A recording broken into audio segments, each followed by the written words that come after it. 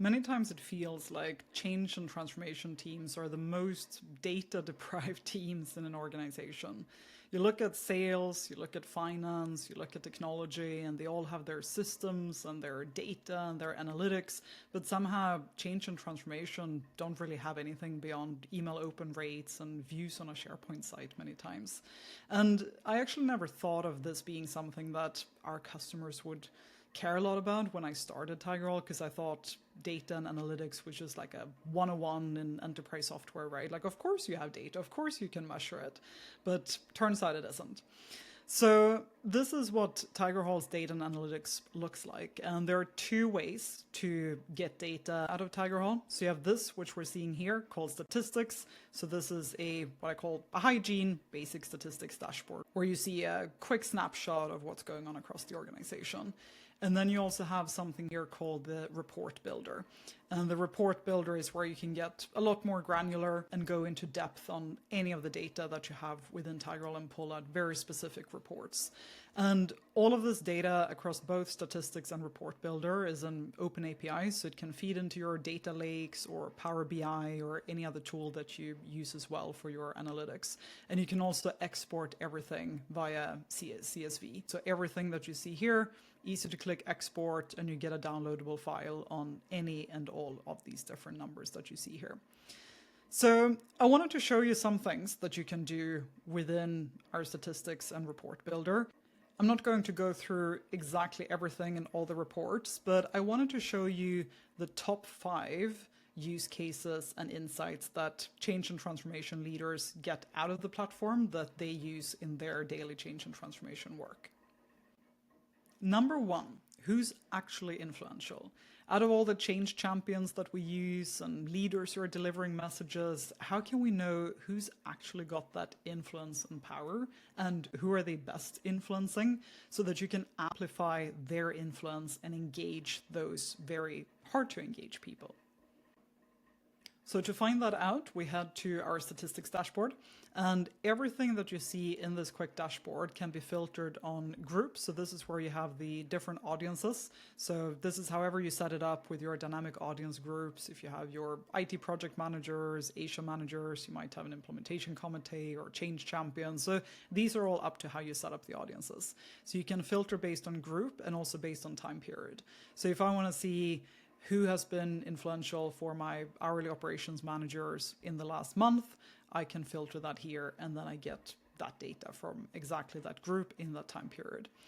And then the way you see who's influential is when you look at these graphs, we call them thinkfluencers, so influencers that influence the way you think.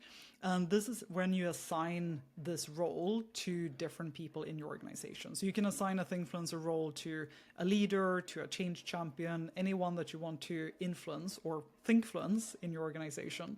So if I look at this, I can see that these are the top most influential. So it's Joey, Alex, Mimi, Simon, Andrea. So I can see who are the ones that influence this audience the greatest.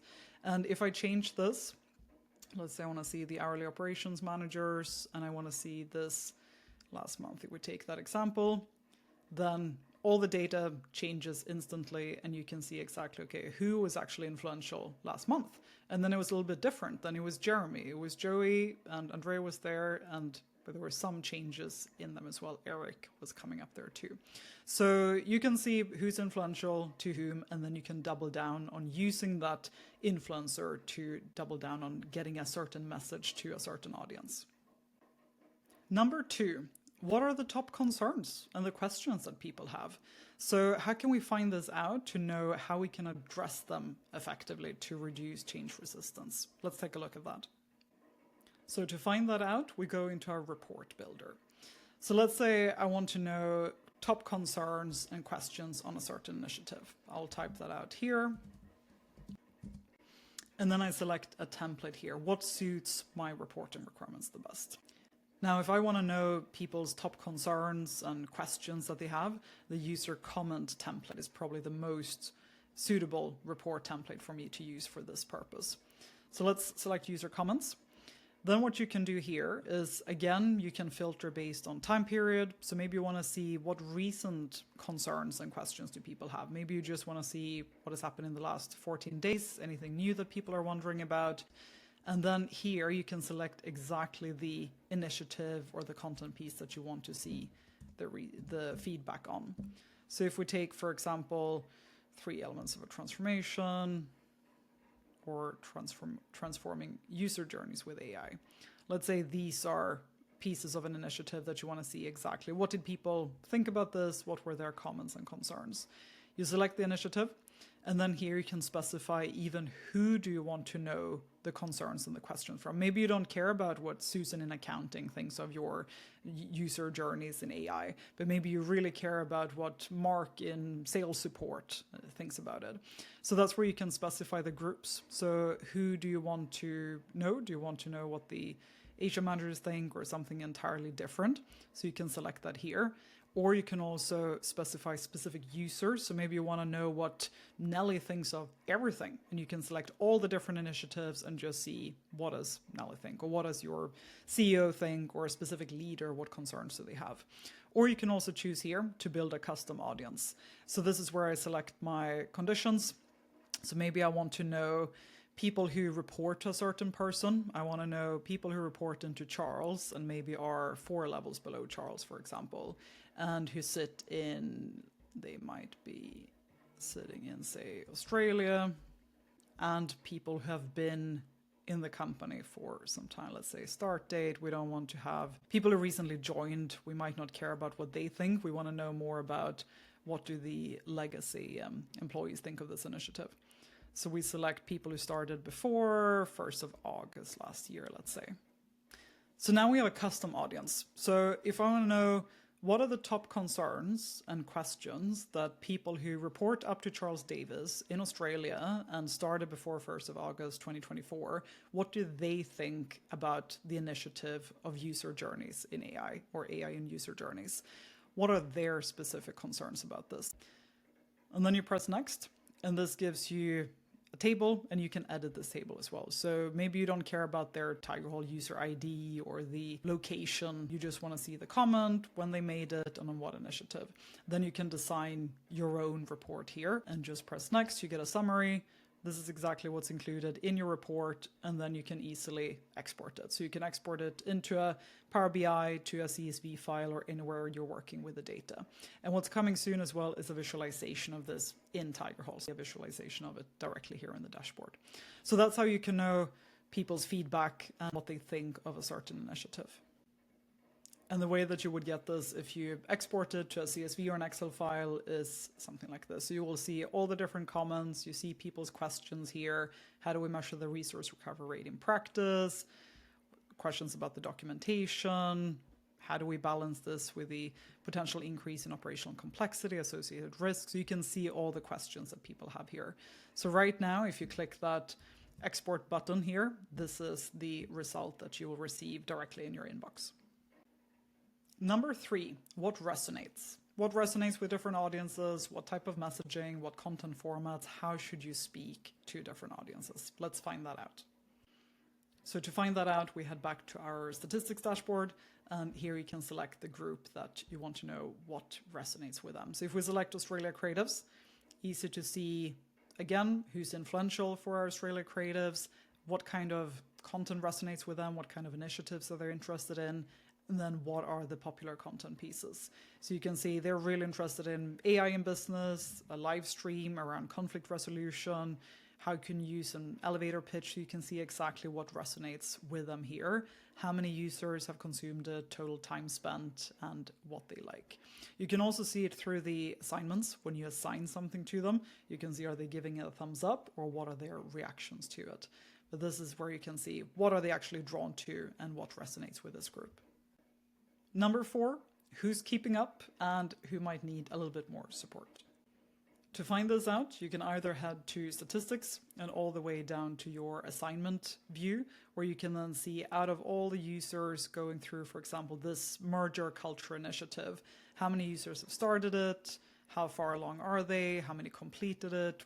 So you can see this at an initiative level, who's ahead and who's behind. And you can also see this at a group level, which groups are doing well, and the same for user level. So going into a specific granular user to understand where is Aisha at in her assignments, where is Amanda, where is Anthony, and you can see exactly who's ahead and who's behind. You also have a good view of this under assignments, where you create those personalized change journeys. So if I have this journey here around transformation journey for circular economy, for example, I can then go in here and see, okay, Nelly and Aish are assigned this, and I can see exactly what have they consumed, what's their completion rate, and see who's ahead and who's behind on catching up on the specific initiative that we're driving. And last but not least, of course, what is the sentiment around this change that we're driving? What do people think and what are their views? So the best way to find this out would be, again, through the report builder. So let's type in here, sentiment on circular economy transformation.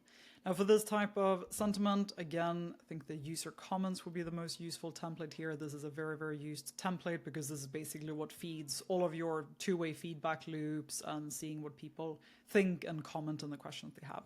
So let's select comments again. You can also combine it with maybe user engagement if you want to know the likes, dislikes, and how people are engaging around a specific initiative. This could also be a good template to use, but let's go with comments for this purpose. So again here, you want to select the initiative. So now we want to know about the circular economy transformation. So I want to know about the operations managers, the SOPs, so all of these initiatives. I can actually just select all of them. So this is 30 pieces around this initiative on the circular economy transformation. Again, you want to select the time period. Let's say this year we're interested in. And again, you can select the audience. So if you want to build a custom audience, you can do that to get specific sentiment, or you can just keep it as everyone in the organization, or maybe specify a group. And then let's say you can specify all users in the organization, or maybe you want to know what is the sentiment of my change champions. So you can select those groups here. So now we're getting the sentiment, the thoughts, the comments, and so on from the change champions. And this is something, again, where you can edit the columns to edit the report, selecting what you care about, the comment type, and then press next to get your report. And this is also something that we do for our customers. So we produce sentiment analysis and sentiment reports from all of this data that we can share with you as well.